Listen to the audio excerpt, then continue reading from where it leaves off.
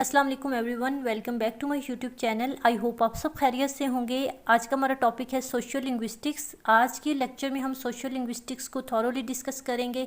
अगर आपने अभी तक प्रीवियस लेक्चर्स को वॉच नहीं किया तो मैं तमाम वीडियोस के लिंक्स डिस्क्रिप्शन बॉक्स में डाल दूंगी, आप वो वीडियोस भी वॉच कर सकते हैं। सोशल लिंग्विस्टिक जो है ये दो वर्ड से मिलकर बना है, सोशियो एंड लिंग्विस्टिक्स।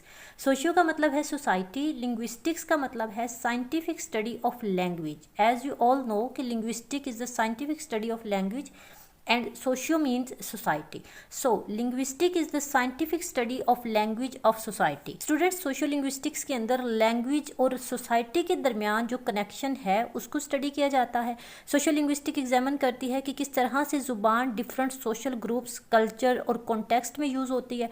इसका subject matter society से connect होता है। जिस society में हम रहते हैं, जो ज़ुबान हम यूज़ करते हैं, दोनों किस तरह से आपस में interconnect हैं, इस social linguistic के अंदर पढ़ते हैं।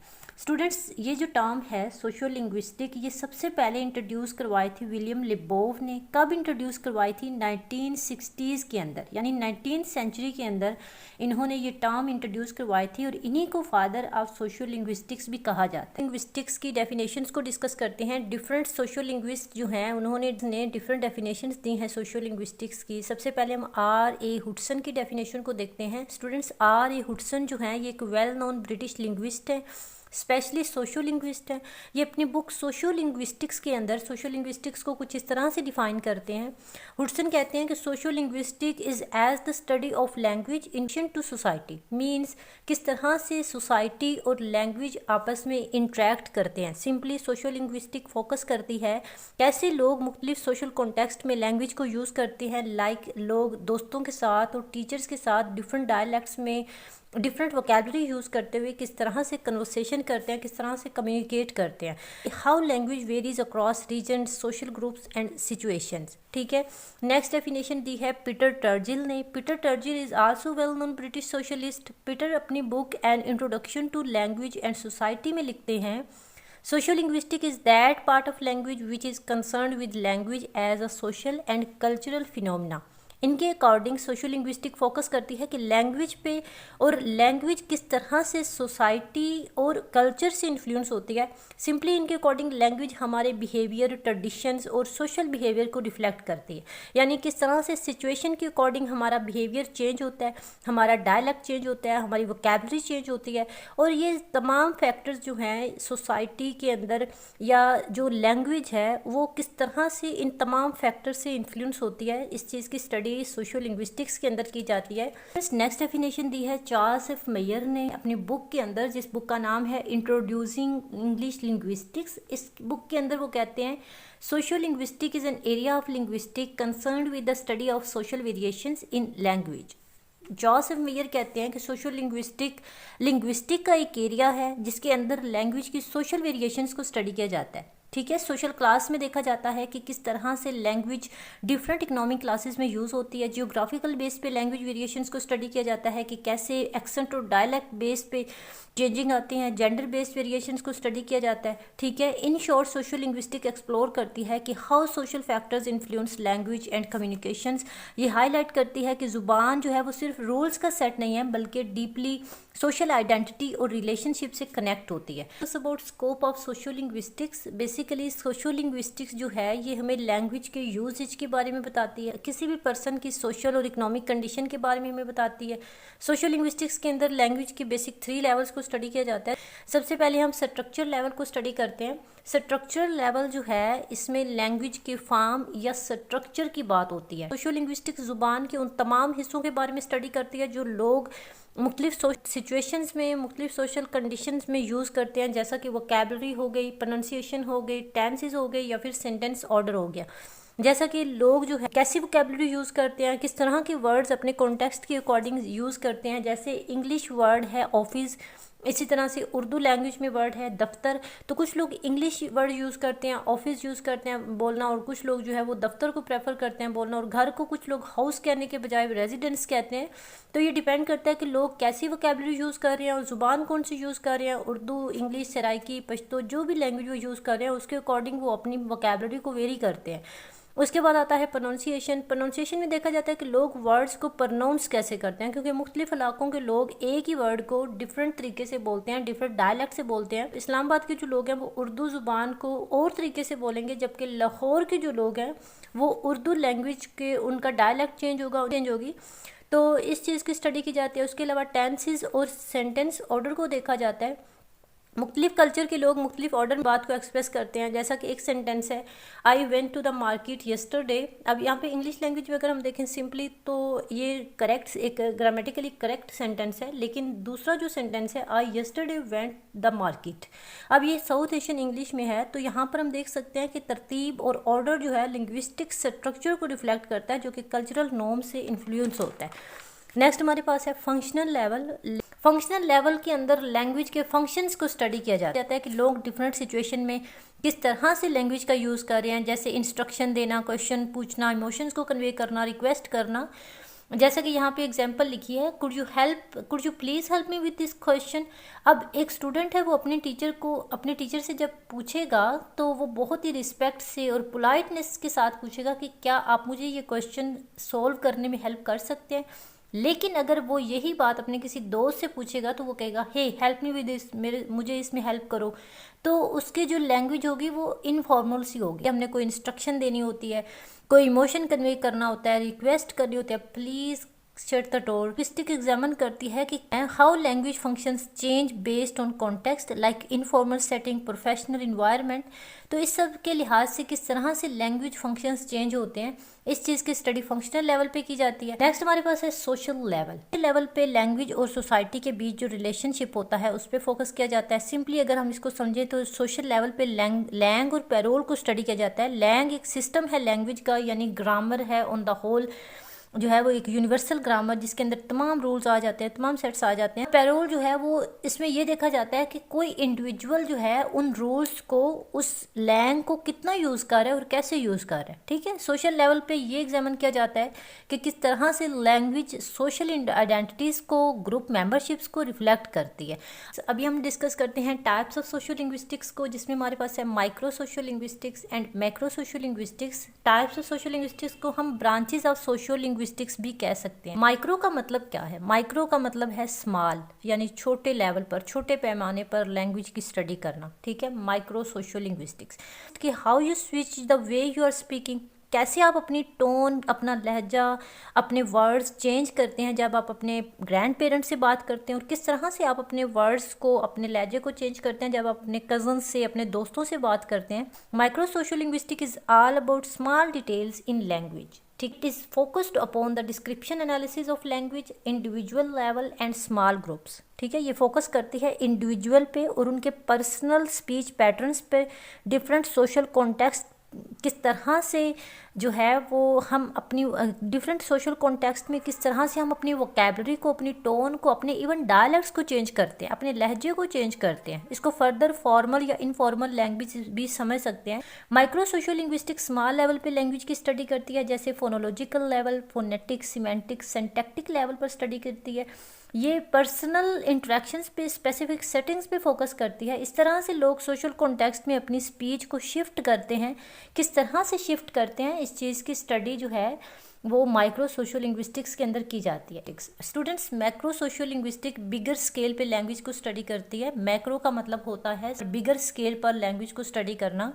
मैक्रो सोशल लिंग्विस्टिक्स में 2 या 3 लोगों की बात नहीं होती, इनफैक्ट इंडिविजुअल की बात नहीं होती। It focus on language patterns across entire communities, यानी नेशंस की बात होती है, कंट्रीज की बात होती है, even world wide macro social linguistics के अंदर देखा जाता है। ठीक है, फॉर एग्जांपल पाकिस्तान के अंदर रीजन टू रीजन कैसे लैंग्वेज वेरी करती है, जैसे सिंधी सिंध के अंदर बोली जाती है, पश्तो केपी के अंदर बोली जाती है, उर्दू जो है ये हमारी नेशनल लैंग्वेज है। तो ये चीज़ें जो है वो मैक्रो सोशल लिंग्विस्टिक्स के अंदर देखी जाती है। इन ज़ुबानों में ना सिर्फ लिंग्विस्टिक तब्दीलियाँ आती हैं बल्कि सोशल, हिस्टोरिकल, पॉलिटिकल कॉन्टेक्स्ट में भी डिफरेंस आता है। ठीक है, मैक्रो सोशल लिंग्विस्टिक जोर देती है सोसाइटी के ऊपर, यानी इसके अंदर सोसाइटी की बात होती है, एक बंदे की या हमारे पर्सनल इंटरेक्शंस की, पर्सनल स्पेसिफिक स्पीच पैटर्न्स की बात नहीं होती, सोसाइटी के ऊपर फोकस किया जाता है।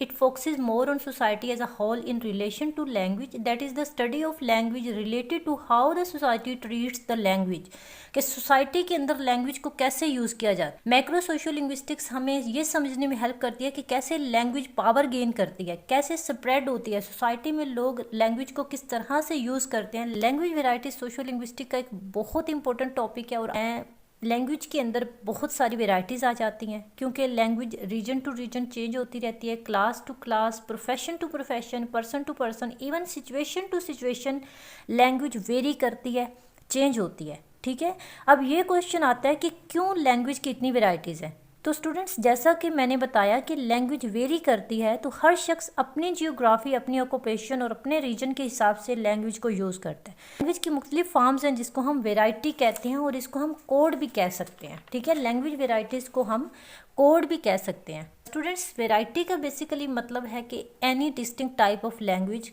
किसी भी कोई भी मुख्तलिफ किस्म की लैंग्वेज, मुख्तलिफ किस्म की ज़ुबान, जिसको हम कोड भी कह सकते हैं। ठीक है, कोड जो है ये एक न्यूट्रल टर्म है। Code is a way of communication between two people, two person. Students, variety और कोड ऑलमोस्ट एक ही चीज़ है, इसमें आपने कंफ्यूज नहीं होना कि कोड क्या है और वेराइटी क्या है।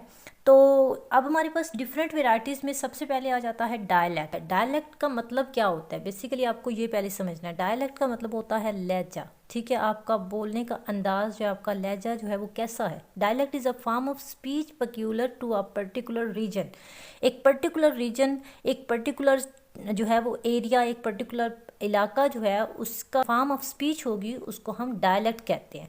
और dialect is a variety of language that is spoken in one area with different vocabulary, grammar and pronunciation. Dialect एक ऐसी वैरायटी ऑफ लैंग्वेज है जो कि एक स्पेसिफिक एरिया के अंदर बोली जाती है, डिफरेंट वोकैबुलरी के साथ, डिफरेंट प्रोनाउंसिएशन के साथ और डिफरेंट ग्रामर के साथ। बेसिकली डायलैक्ट से हमें पता चल जाता है कि बोलने वाला जो है वो किस इलाके से ताल्लुक़ रखता है। पर हम एग्जांपल्स देखते हैं, ब्रिटिश इंग्लिश जो है वो अमेरिकन इंग्लिश से डिफरेंट है, ऑस्ट्रेलियन इंग्लिश जो है वो अमेरिकन एंड ब्रिटिश इंग्लिश से डिफरेंट है, Canadian, African English, Irish and Scottish, ये तमाम लैंग्वेजेस जो हैं वो एक दूसरे से डिफरेंट हैं। ठीक है, ये स्पेसिफिक एरिया की, स्पेसिफिक इलाके की, स्पेसिफिक कंट्री की लैंग्वेजेस हैं, तो इसलिए ये दूसरी कंट्री से डिफरेंट है। इसी तरह से हर लैंग्वेज के डिफरेंट डायलैक्ट्स होते हैं, जैसे Urdu, Punjabi, Saraiki. Idiolect is also a type of dialect.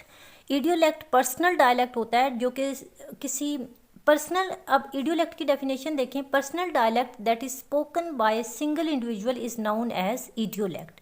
किसी भी शख्स का अपना जो पर्सनल डायलैक्ट है उसको हम इडियोलेक्ट कहते हैं। अपना जो बोलने का तरीका है वो आप उसको इडियोलेक्ट कहते हैं। कभी भी आपने देखा होगा कि दो लोग सेम लहजे में, सेम वोकैबुलरी के साथ, same pronunciation, same grammar, same discourse style के साथ बात नहीं करते। उनकी जो कॉन्वर्सेशन होती है उसमें माइनर डिफरेंसेस ज़रूर होते हैं, और ये जो डिफरेंस होता है ना, ये प्रोनाउंसिएशन का डिफरेंस, ये वोकैबुलरी और ग्रामर का डिफरेंस, ये डिस्कोर्स स्टाइल का डिफरेंस, इसको हम इडियोलेक्ट कहते हैं। और हर शख्स का अपना एक पर्सनल इडियोलेक्ट होता है, अपना एक पर्सनल बोलने का तरीका होता है। सोशियोलेक्ट क्या है? Sociolect is a variety of language that is defined by social class और social background of speaker such as age, education, occupation वगैरह।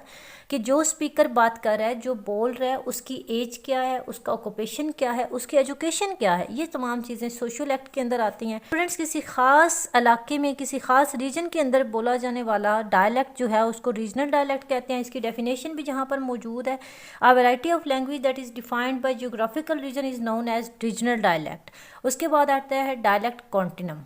डायलैक्ट कॉन्टिनम क्या है? There is a chain of dialect that is spoken throughout an area. Speaker of dialect can understand the speaker of other dialect. जब एक dialect दूसरे dialect में मर्ज होते हैं तो इसको डायलैक्ट कॉन्टिनम कहते हैं। फॉर एग्जांपल, एक इलाके में बोले जाने वाला डायलैक्ट दूसरे इलाके के लोग भी समझ सकते हैं, लेकिन थोड़े से ज़्यादा फासले पर जाएँ तो डायलैक्ट को समझना थोड़ा मुश्किल हो जाता है, तो इस चीज़ को डायलैक्ट कॉन्टिनम कहते हैं। मिसाल के तौर पर romance language, Germanic dialects, Chinese dialects and Arabic dialects. Romance language में, रोमांस डायलैक्ट में फर्दर आगे लैंग्वेजेस आ जाती हैं जैसे इटालियन, स्पेनिश, फ्रेंच, और उसके अलावा जर्मैनिक में फर्दर जो लैंग्वेजेस आती हैं German, Dutch, Swedish, Norwegian and Danish dialects. Further Chinese dialects आते हैं और अरेबिक डायलैक्ट्स आते हैं। स्टूडेंट्स, आइसोग्लोस क्या है? The line drawn on map which separate one area with different linguistic features or pronunciations, grammar, vocabulary are known as isogloss.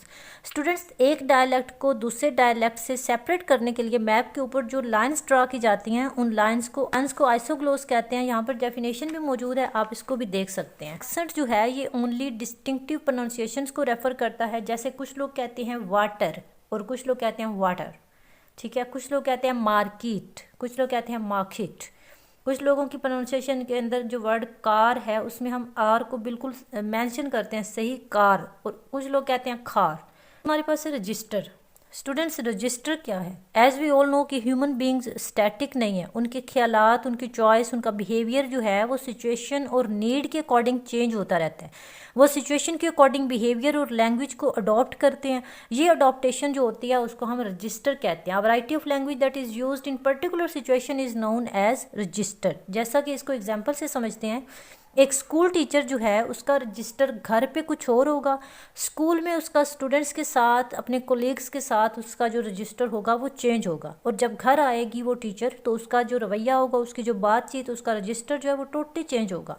इसके साथ ही अगर हम इसको समझते हैं कि एक लॉयर जो है उसकी कोर्ट में उसकी जो बातचीत होगी, जो उसका रजिस्टर होगा वो चेंज होगा, और घर में उसका जो रजिस्टर होगा वो और होगा। जर्गन क्या है? Jurgen is a language that is associated with particular field.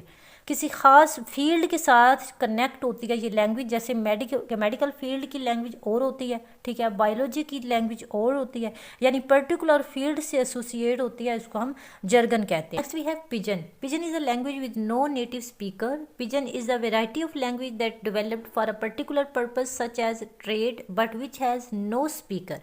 Students, pidgin एक ऐसी लैंग्वेज होती है जिसका कोई नेटिव स्पीकर नहीं होता, बल्कि ये किसी स्पेसिफिक, किसी पर्टिकुलर पर्पस के लिए डेवलप होती है, जैसा कि ट्रेडिंग वगैरह। अब हम इसको मिसाल से समझते हैं।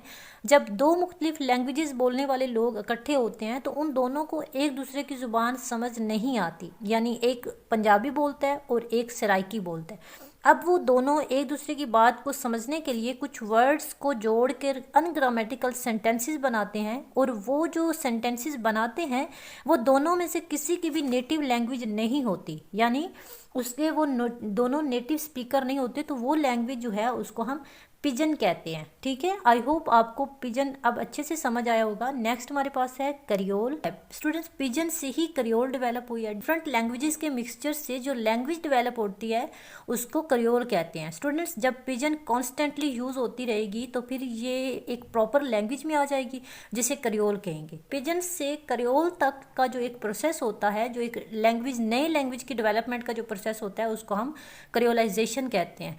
तो आई होप आपको करियोल की भी अच्छे से समझ आई होगी। इसी के साथ ही आज का हमारा लेक्चर ख़त्म होता है, जिसमें हमने सोशल लिंग्विस्टिक्स को थॉरोली डिस्कस किया।